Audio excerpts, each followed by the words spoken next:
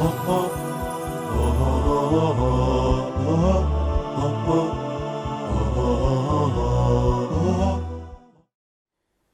باللہ من الشیطان الرجیم، بسم اللہ الرحمن الرحیم۔ ناظرین السلام علیکم، میں اطہر کاظمی آج اس گفتگو میں مولا غدیر پروگرام کے حوالے سے آپ سے روبرو ہوں۔ ہم بات کر رہے ہیں غدیر اور غدیر کے حوالے سے مولا کائنات علی ابن ابی طالب علیہ الصلوۃ والسلام کی اس ولایت کے اعلان کے حوالے سے ہمارے لیے دین کتنی اہمیت رکھتا ہے، اور اس کے بعد اگر ہم گفتگو کریں تو جو اللہ کی طرف سے بھیجے ہوئے نمائندے ہیں وہ ہمارے لیے کتنی اہمیت رکھتے ہیں، اور اسی کے پس منظر میں ہم اگر دیکھیں تو ولایت یا اس ولایت کے عہدے کو کتنا امپورٹنس دیا گیا ہے۔ اس موضوع پر گفتگو کرنے کے لیے ہمارے ساتھ اسٹوڈیو میں حجت الاسلام والمسلمین علی جناب مولانا مصطفیٰ علی خان ادیب الہندی صاحب قبلہ رونق افروز ہیں، اور آئیے اس گفتگو کا آغاز کرتے ہیں۔ سب سے پہلے مولانا السلام علیکم۔ وعلیکم السلام، بہت استقبال اور مبارکباد پیش کرتے ہیں آج کے اس دن کے مناسبت سے۔ سرکار، پہلا سوال میرا یہ ہے کہ دین کتنا ضروری ہے کسی بھی انسان کے لیے، یا کسی بھی کانسٹیٹیوشن جیسے رائٹ ہوتا ہے ہر ایک ملک کے لیے، اتنا اگر انسانی اقدار میں دیکھیں تو ہم دین کتنا ضروری ہے؟ اعوذ باللہ من الشیطان الرجیم، بسم اللہ الرحمن الرحیم، الحمدللہ رب العالمین، وصلی اللہ علی سیدنا محمد وآلہ الطیبین الطاہرین۔ سب سے پہلے آپ سب کی خدمت میں اور آپ کے جانب سے اور چینل کے لحاظ سے اور چینل کی طرف سے تمام ناظرین کی خدمت میں اور تمام امت مسلمہ بالخصوص موالیان امیر المومنین علیہ الصلوۃ والسلام کی خدمت میں عید اللہ الاکبر، عید غدیر کی تبریک پیش کرتے ہیں، اور امید کرتے ہیں کہ ہم عید غدیر کے سلسلے میں جو ہمارے اوپر فرائض ہیں ہم اس کو صحیح سے انجام دے سکیں۔ الہی آمین۔ جہاں تک آپ کے سوال کا تعلق ہے، جو آپ نے سوال میں ہی جواب دے دیا کہ جس طرح کانسٹیٹیوشن کسی ملک کے لیے ضروری ہے، کیا دین بھی اسی طرح ضروری ہے؟ دین جس طرح کانسٹیٹیوشن ہے، دین بھی ایک کانسٹیٹیوشن ہی کا نام ہے۔ فرق صرف اتنا ہے کہ کانسٹیٹیوشنز جو عام طور سے ملکوں میں رائج ہیں وہ انسان کے بنائے ہوئے کانسٹیٹیوشنز ہیں، جی، اور دین الہی ہے، خدا کا بنایا ہوا ہے۔ فرق دونوں میں اس طرح سے واضح ہے کہ اگر آپ دنیا کے کانسٹیٹیوشنز کو، بڑے بڑے کانسٹیٹیوشنز کو بھی اگر آپ اٹھا کر دیکھیں تو 50 سال میں، 60 سال میں، 100 سال میں بڑے بڑے دانشوروں نے کے بنائے ہوئے کانسٹیٹیوشنز میں اتنے امینڈمنٹ ہو جاتے ہیں کہ اگر آپ اس کو مطلب اس میں ترمیم دیکھنے کو ملتی ہے۔ اس کی ترمیم بتاتی ہے کہ اس وقت کی ضرورت کے لحاظ سے اچھا تھا، لیکن آج اس کی ضرورت نہیں ہے، یا نئے سیناریو میں اس کو نئی چیز دی جاتی ہے، اور اتنے امینڈمنٹ اس میں ہوتے ہیں کہ آخر اگر آپ اس کو 100 سال بعد پلٹ کے دیکھیں اور 100 سال پہلے کے کانسٹیٹیوشن سے اسی ملک کے آپ مقایسہ کریں تو لگے گا کہ بالکل بدل گیا ہے۔ اس کی وجہ یہ کہ انسان کی دید، انسان کی فکر، انسان کی سمجھ قانون کے لحاظ سے ایک حد تک محدود ہے۔ وہ ظاہری چیزوں اور اسباب کے اوپر متاثر ہو کر فوراً ایک قانون بنا دیتا ہے، بعد میں اس کو لگتا ہے کہ بعد میں مسائل بدلتے ہیں، حالات بدلتے ہیں، اور قانون بھی بدلنے کی کوشش کی جاتی ہے، اس میں امینڈمنٹ لانے کی کوشش کی جاتی ہے، ترمیم کی جاتی ہے۔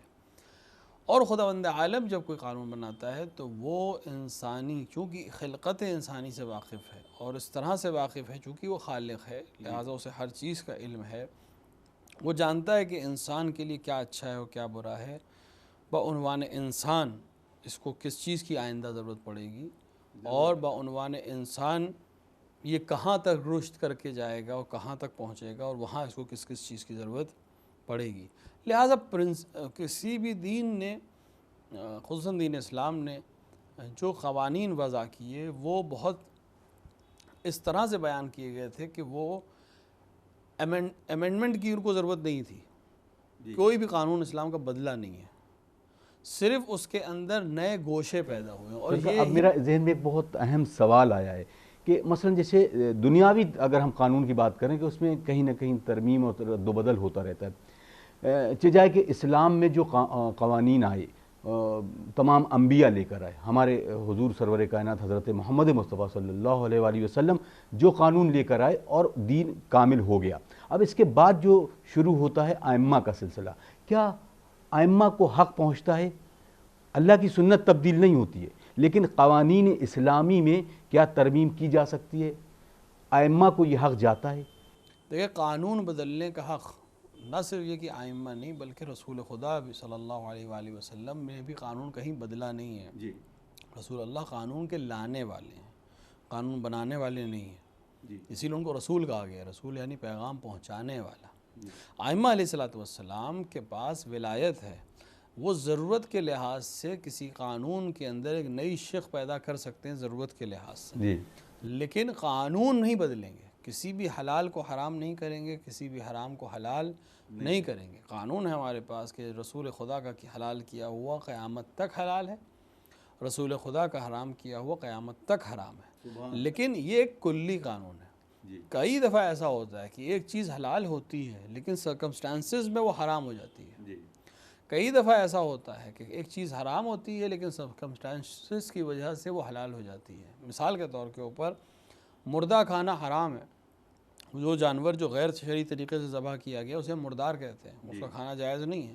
لیکن اگر آپ جنگل اور صحرا میں بھوک اور پیاس کی شدت میں پھنسے ہوئے ہوں، جہاں کوئی کھانے کا کوئی سامان اویلیبل نہ ہو، آپ بالکل اکیلے ہیں، تن و تنہا ہیں، کسی طرح کی کوئی غذا آپ کے پاس نہیں ہے، تو یہی قانون آپ کو اجازت دیتا ہے کہ اگر مردار بھی آپ کو مل رہا ہے تو اتنا آپ کھا سکتے ہیں جتنے سے آپ کی جان بچ جائے. تو قانون نہیں بدلا، صرف ایک آپ کی چونکہ انسان کی جان قیمتی ہے لہٰذا وہ قانون اس کو الاؤ کر رہا ہے کہ ولو حرام ہے لیکن تمہارے لیے اس وقت جائز ہے تاکہ تم زندہ رہ جاؤ. یا مثال کے طور پر روزے میں سر کا ڈبونا پانی میں جائز نہیں ہے. سر ڈبونے سے روزہ باطل ہو جاتا ہے. سر کا ڈبونا پانی روزے کی حالت میں جائز نہیں ہے. لیکن ایک انسان دریا میں ڈوب رہا ہے، میں کنارے رہ کر اس کو بچا نہیں سکتا ہوں. تو اب یہاں پر وہی شریعت جس نے ہم سے کہا تھا کہ روزے میں تم سر نہیں ڈبو سکتے، وہ کہہ رہی کہ تم پانی میں جاؤ اور انسان کو بچاؤ. اگر سر بھی ڈوب گیا تب بھی کوئی حرج نہیں ہے. حتیٰ علماء کہتے ہیں روزہ بھی باطل نہیں ہے اس کا.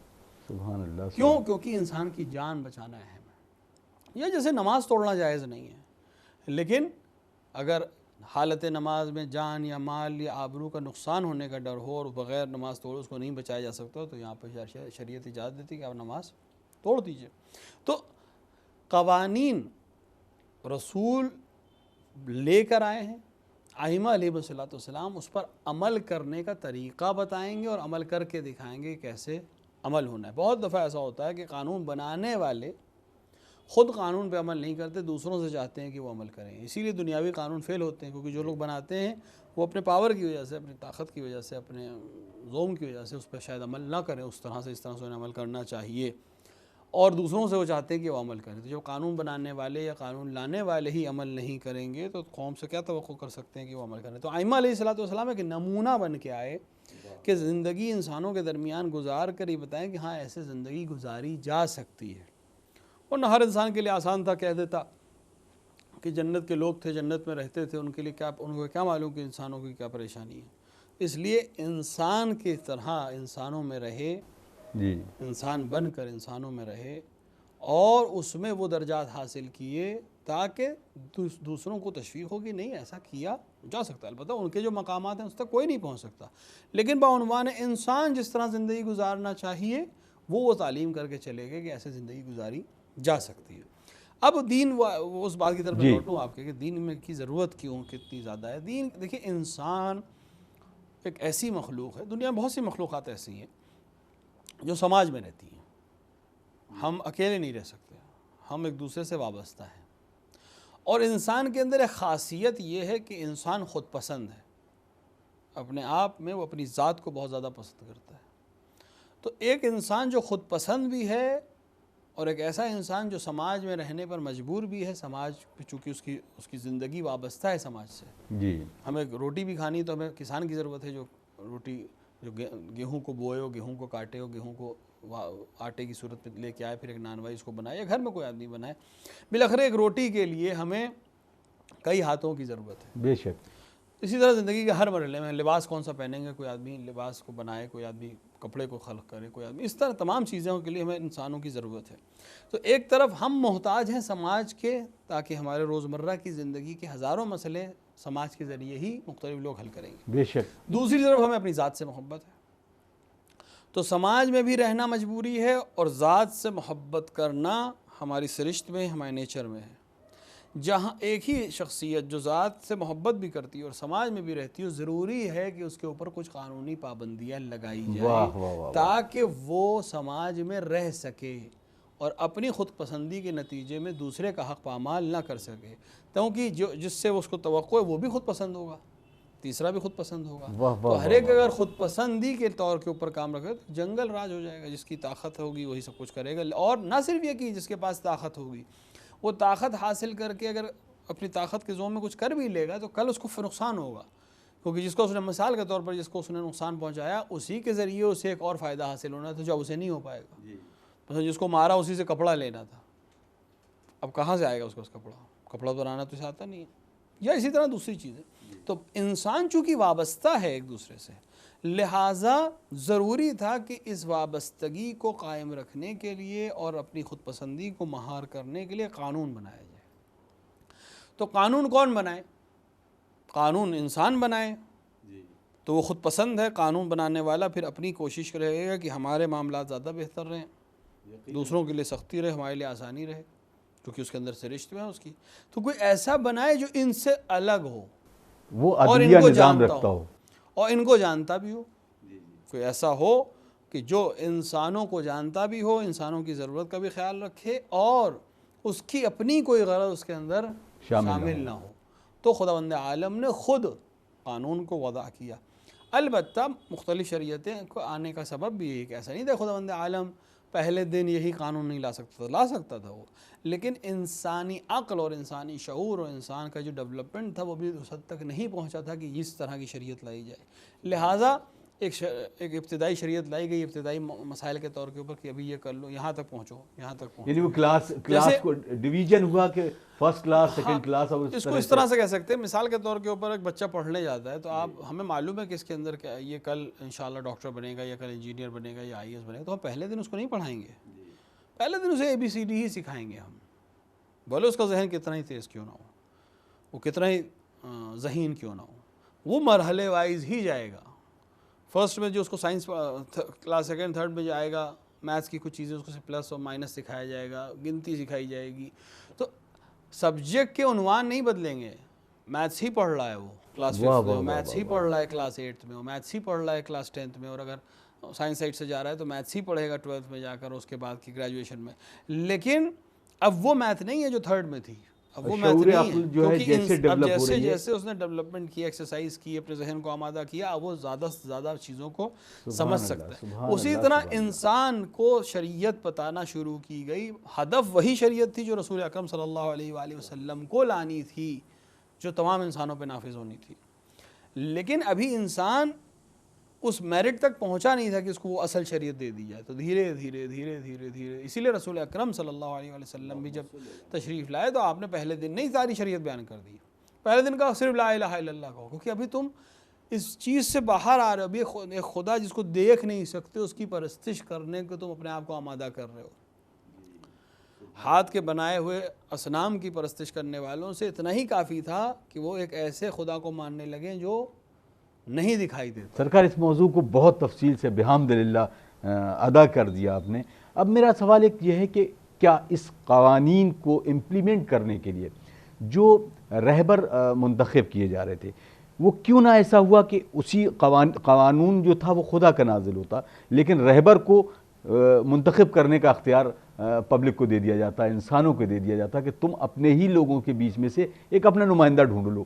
تو اس لیے بھی اگر اس زاویے سے بھی دیکھیں تو کیوں نہ اللہ نے ایسا کیا، بلکہ اپنی ہی طرف سے رہبر بھی منتخب کیے جو ہمارے سامنے رسولوں کی شکل میں، انبیاء کی شکل میں آئے۔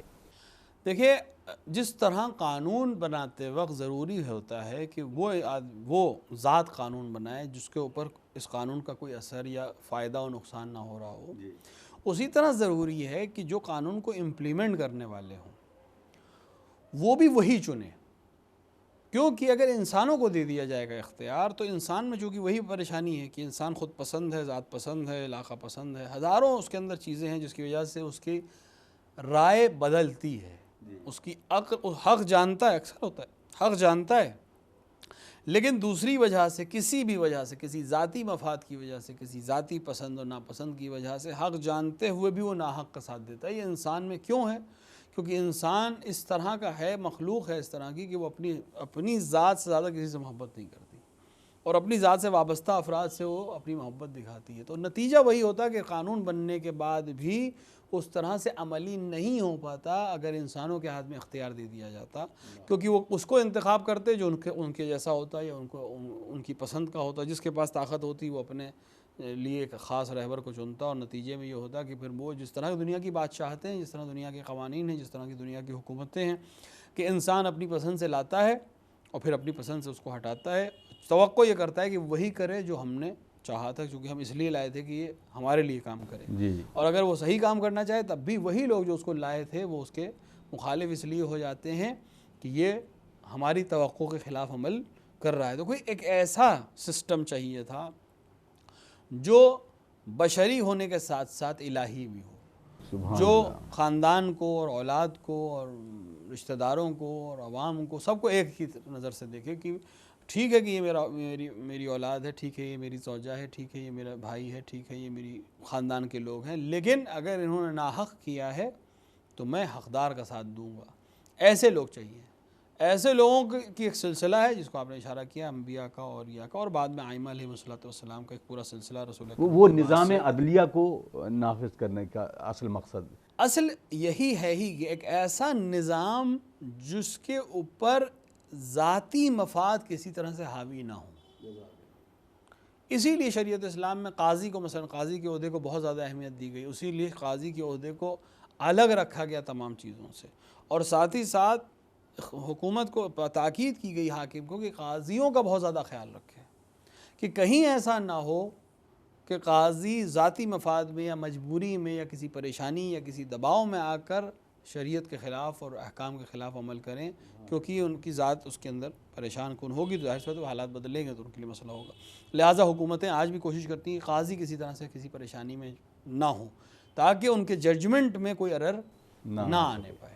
اسی لیے قانون بنانے والے، قانون لانے والے اور قانون پہنچانے والے اور قانون پر عمل کرنے والے، ان تمام سسٹم کو الہی بنایا گیا، اور جنہوں نے الہی نہیں بنایا ان کو دیکھ کے ہمیں اندازہ اپنے آپ ہو جانا چاہیے، یعنی ہمارے سوال کا جواب اسی میں ہے، تاریخ میں بھرا پڑا ہوا ہے۔ سبحان اللہ۔ جس کو اب سرکار یہاں سے ہم اپنے اصل موضوع کی طرف بدلتے ہیں۔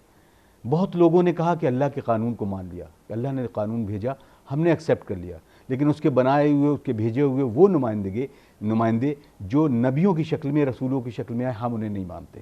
لیکن کچھ افراد نے کہا کہ نہیں، اللہ کے قانون کو بھی مان لیا، ہم نے بتائے ہوئے اور ان کے بھیجے ہوئے اللہ کے نمائندوں کو بھی مان لیا، رسول اور نبیوں کی شکل میں۔ لیکن اب جو عہدہ آتا ہے جس کو ہم ولایت کا عہدہ کہتے ہیں، امامت کا عہدہ کہتے ہیں، وہ کتنا ضروری ہے؟ کچھ لوگوں نے کہا اس کی اب ضرورت نہیں ہے۔ اب ازروع شریعت یا اللہ کے اس قانون کے مطابق یہ عہدہ کتنا ضروری ہے اور اس کا اعلان کرنا کتنا اہم تھا، اس بارے میں ضرور جاننا چاہوں گا۔ دیکھیے، یہ عہدہ کتنا ضروری ہے یہ تو آئے بلغ کے تیور ہم کو بتا دیتے ہیں کہ جب رسول سے ارشاد کیا، حکم میں پروردگار آیا کہ آپ اس پیغام کو پہنچا دیے جو آپ تک پہنچایا جا چکا ہے، اور آپ کو کسی قسم کے کسی خوف کی ضرورت نہیں ہے، ہم آپ کی حفاظت کرنے والے ہیں، تو تین چیزیں اس میں واضح ہو گئی۔ ایک تو کہ رسول کو پہلے سے معلوم تھا کہ مجھے کیا اعلان کرنا ہے، ایسا نہیں کہ اسی کو بتایا جا رہا تھا، انہیں معلوم تھا کہ مجھے کیا اعلان کرنا تھا۔ رسول کسی وجہ سے اس کو دیر کر رہے تھے، اب چاہے وہ اسٹریٹجک ہو کہ سب لوگ جمع ہو جائیں تب اعلان کریں، جو بھی وجہ۔ دوسری آیت کے تیور بتا رہے ہیں کہ یہ اتنا اہم ہے کہ 23 برس جس رسول نے پتھر کھائے ہوں، جس رسول نے اپنے عائزہ کی قربانی دی ہے، جس رسول نے اپنے گھر کو چھوڑنے پہ اور ہجرت کرنے پہ مجبور ہوا ہو، اور اتنی زحمتوں کے ساتھ جس دین کو قائم کیا ہو، وہ سب کا سب اس آیت کی روح سے سب کا سب ختم ہے اگر اس اعلان کو نہیں کیا گیا۔ اور یہ اعلان ظاہر ہے کہ ولایت کا اعلان تھا، چونکہ بعد میں اعلان ہو کے سب کو معلوم ہو گیا کہ کس چیز کا اعلان تھا۔ اور تیسری وجہ ہے کہ رسول اگر ظاہری طور پر رسول اکرم صلی اللہ علیہ وسلم اس اعلان میں تاخیر کر رہے تھے اور خداوند عالم نے کہا کہ نہیں آپ اعلان کر دیجئے اور ہم آپ کی حفاظت کرنے والے ہیں، اس حفاظت کی گارنٹی یہ بتا رہی تھی کہ رسول دیکھ رہے تھے کہ ابھی ہمارا سماج تمام چیزوں کو ماننے کے بعد شاید اس حکم میں کو اتنی آسانی سے نہیں ماننے، یا اگر سماج ماننے کو تیار ہو تو بعض ضرور اس کے اندر مجھے پریشان کریں گے، جو بعد میں واضح بھی ہو گیا کون لوگ تھے اور کس طرح کے لوگ تھے، کہ اس بحث میں ابھی ہمیں جانے کی ضرورت نہیں ہے۔ لیکن اہمیت اس کی اس طرح سے کہ رسول کی ساری رسالت کا دار و مدار اس اعلان پہ تھا. اس کی وجہ ہے، دیکھیے رسول اکرم صلی اللہ علیہ وآلہ وسلم نے 63 برس کی عمر پائی ہے اور 23 برس اس میں اسلام کی تبلیغ میں خرچ کیے. البتہ ہماری عقائد کے لحاظ سے رسول اکرم اعلان رسالت سے پہلے کی جو 40 برس کی عمر ہے وہ بھی معصوم زندگی ہے، وہ بھی اسی کا ایک پارٹ تھا، صرف آپ نے اعلان نہیں کیا تھا. ایسا نہیں تھا کہ راتوں رات آپ رسول بنا دیے گئے تھے. آپ پہلے آپ اس وقت بھی نبی تھے جب آدم آب و گل کے درمیان تھے، تو ہمارا عقیدہ ہے. اعلان نہیں. تو اعلان ایک دفعہ ہوتا ہے کہ ایک دفعہ ایک آدمی عہدے پہ فائز ہے، ایک دفعہ اس عہدے کا اعلان کیا جاتا ہے، دونوں الگ الگ چیزیں ہیں. اسی طرح رسول اکرم نے 63 برس جس کام کے لیے خرچ کیے، اور رسول اکرم سے پہلے 1,23,999 انبیاء نے جس کام کے لیے خرچ کیے، اس تمام کا اسرا غدیر ہے اور اعلان ولایت علی بن ابی طالب اور ائمہ علیہ السلام. اس کی وجہ کیا ہے کہ اب تک جو کچھ ہو رہا تھا وہ قانون بننے اور قانون پہنچنے کے سلسلے سے ہو رہا تھا. اب جو مرحلہ ہے وہ اصل مرحلہ ہے، وہ ہے قانون کا امپلیمنٹیشن. ابھی تک دین پورا نہیں ہوا تھا، تو ابھی تک یہ تھا، یہ چیز تھی کہ ممکن ہے یہ چیز بدل جائے، ممکن ہے یہ چیز ایسی ہو جائے، ممکن ہے یہ حکم بدل جائے، ممکن ہے یہ حکم نافذ رہے، ممکن ہے یہ چیز ہو جائے. اب ختم، اب سب کچھ جو کچھ ہونا تھا کانسٹیٹیوشنل میں وہ سب ہو چکا ہے. اب عملی ہوگا کانسٹیٹیوشن. تو عملی جس کے ذریعے سے ہوگا وہ تو بہت اہم ہو گیا. اگر ہم لانے والے کو مانیں اور قانون بنانے والے کو مانیں، یعنی کلمہ بھی پڑھیں، اس کی توحید کا کلمہ بھی پڑھیں اور رسول کی رسالت کا کلمہ بھی پڑھیں، لیکن جو قانون کو امپلیمنٹ کرے گا ہم اس کو نہیں مانیں، تو دراصل ہم دونوں کو نہیں مان رہے. مثال دوں میں آپ کو، ہم سڑک پر ہم ہندوستان کا قانون مانتے ہیں، ہم جس ملک میں بھی رہتے ہیں اس کا قانون مانتے ہیں. جن لوگوں نے قانون بنایا ہم ان کو بھی مانتے ہیں، ملک کو بھی مانتے ہیں، ملک کے آئین کو بھی مانتے ہیں. جن لوگوں نے قانون بنایا ان کو بھی احترام کرتے ہیں. لیکن اب سڑک پہ جو انسان ٹریفک کانسٹیبل کھڑا ہوا ہے، یا حفاظت کے لیے کوئی سیکیورٹی گارڈ کھڑا ہوا ہے، یا شہر کی حفاظت کے لیے کوئی پولیس والا کھڑا ہوا ہے، ہم اس کو نہیں مانتے. تو نتیجے میں ہم قانون ہی توڑیں گے یقیناً.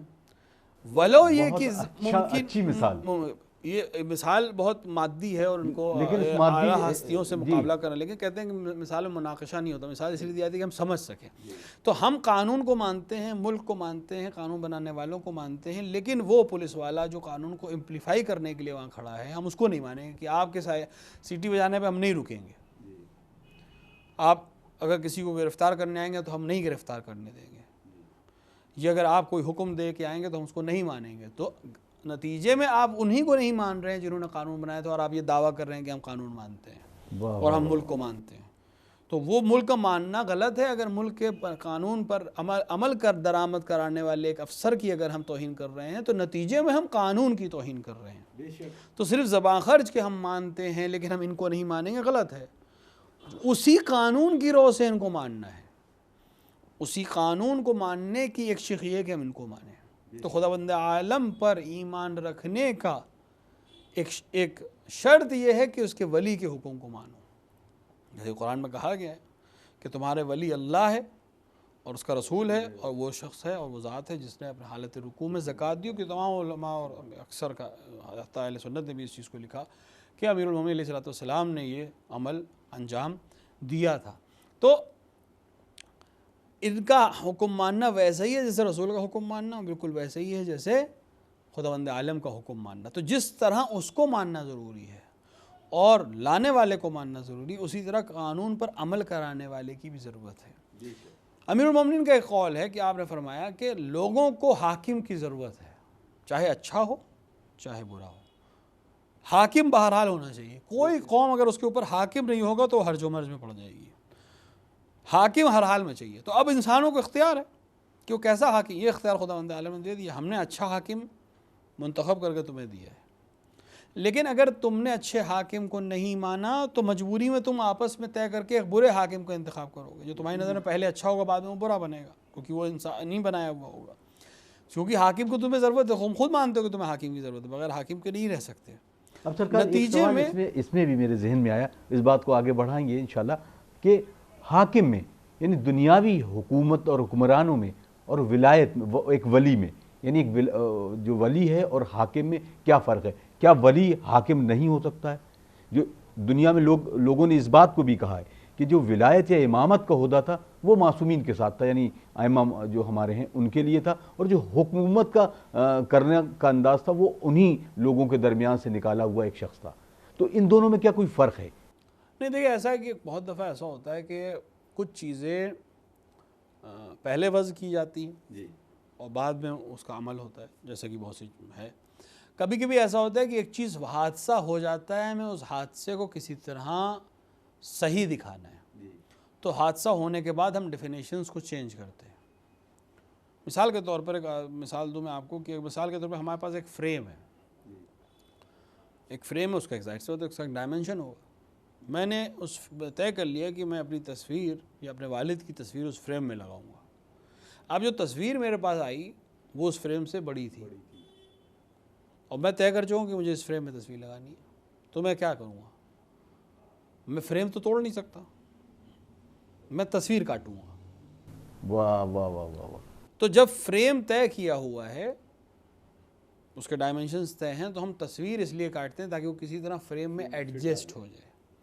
تو بہت دفعہ ایسا ہوتا ہے کہ واقعہ رونما ہونے کے بعد ہم قانون بناتے ہیں تاکہ کسی طرح وہ شخصیت جس کی وجہ سے یہ مسئلہ پیش آ رہا ہے اس کو ہم بچا لے جائیں، یا اس کو ہم یا کسی طرح اس کا فوٹو اس فریم میں ہم سیٹ کر دیں۔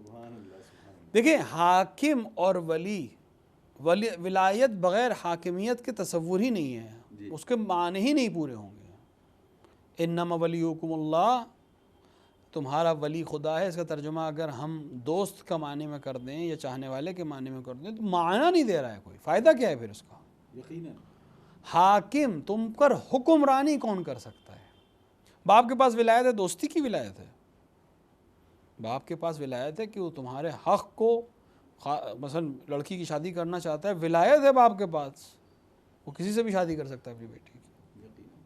ولایت ہے باپ کے پاس کہ اپنے نابالغ بچے کے لیے کوئی ایسی چیز جو اس کے لیے کل فائدہ مند ہو کر لے، ولایت ہے اس کے پاس۔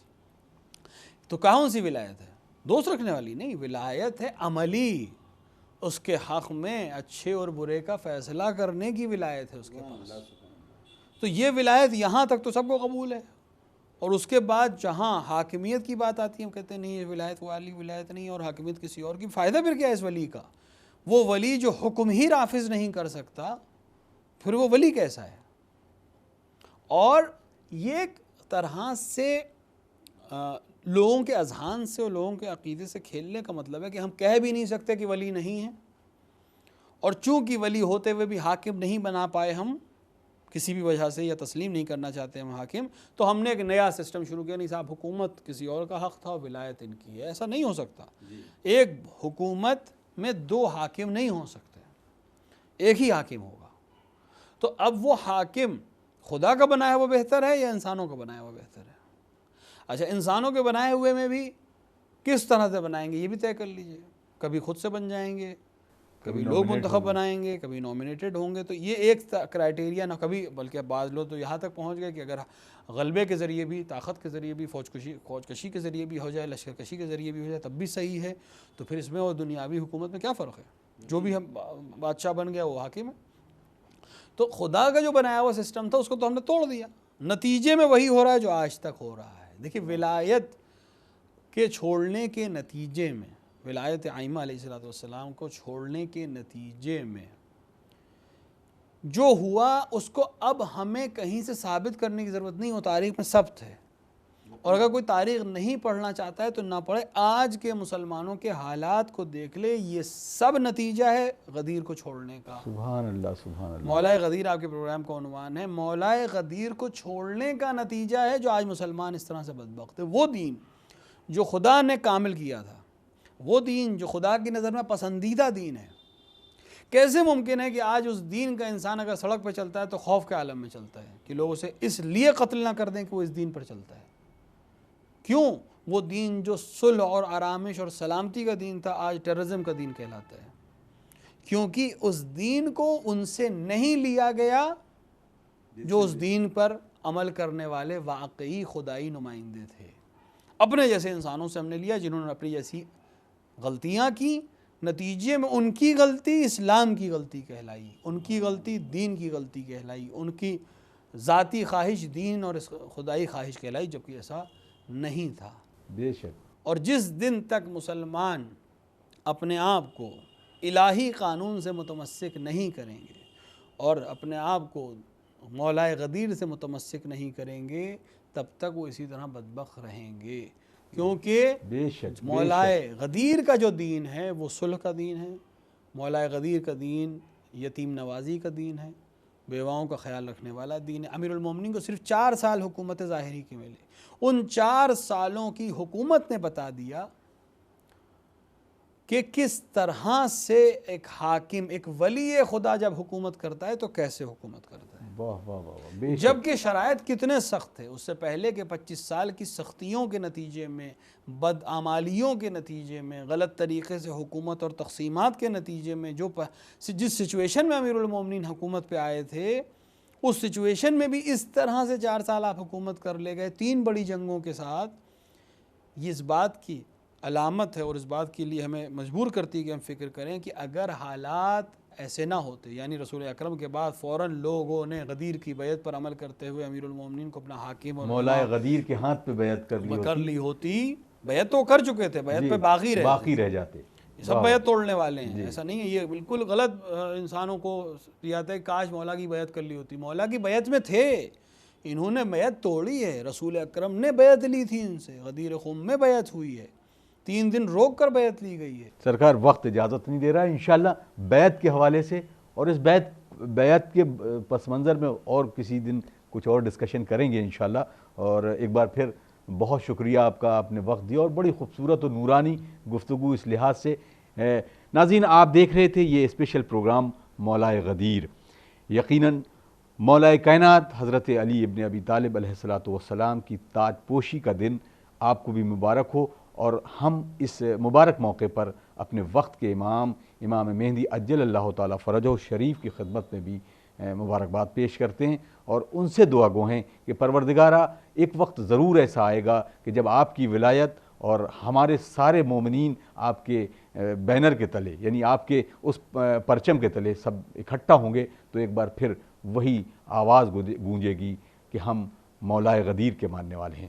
ناظرین، اپنے میزبان اطہر کاظمی کو اس دعا کے ساتھ اجازت دیجیے کہ کسی اور پروگرام کے ذریعے آپ سے پھر روبرو ہوں گے۔ السلام علیکم ورحمۃ اللہ وبرکاتہ۔